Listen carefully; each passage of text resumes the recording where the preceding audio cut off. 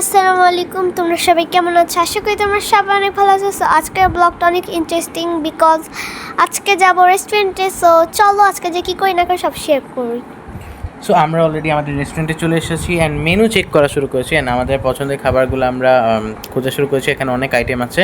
So আমরা আমাদের পছন্দের খাবারগুলো অর্ডার করে ফেলেছি অ্যান্ড তোমরা গেস করতে থাকো সেগুলো কী কী। অ্যান্ড অলরেডি এখানে হচ্ছে অনেক রকম আইটেম ছিল, যার মধ্যে আমরা অর্ডার করেছি ফার্স্ট আইটেম, মানে আমাদের পছন্দের, যেটা হচ্ছে মাশরুম ক্রিম স্যুপ। অ্যান্ড এটা হচ্ছে অনেক ভালো ছিল and it test is insane, অনেক ভালো একটা স্যুপ। অ্যান্ড তোমরা অবভিয়াসলি যদি কেউ এখানে আসো সেটা ট্রাই করবা। এর পাশাপাশি আমরা অর্ডার করছি মেক্সিকান ফ্রাইড রাইস, যেটা অনেক ভালো একটা ফ্রাইড রাইস। আর তার সাথে সাথে প্রন ছিল, যেটা অনেক মজা, সুইট চিলি প্রন। অ্যান্ড এর সাথে সাথে বিফ সিজলিন ছিল। এখানের হচ্ছে মাত্র বিফ সিজলিনটা মেক করে আমাদেরকে সার্ভ করেছে, দ্যাটস ওয়াই এখানে ধোয়াটা অনেক ভালো লাগছিল দেখতে। অ্যান্ড অনেক জোস ছিল এখানের এনভায়রনমেন্টটা। সো এই খাবারগুলো অনেক ভালো ছিল। অ্যান্ড তার সাথে সাথে আমাদের হচ্ছে মিল্কশেক ছিল। সো এই মিল্কশেকটা খেতে এত মজার, এত ইয়ামি, যেটা হলো অনেক মজা ছিল। আর আমি খাচ্ছিলাম ভ্যানিলা ফ্লেভারটা, যেটা অনেক ইয়ামি আর অনেক টেস্টি ছিল।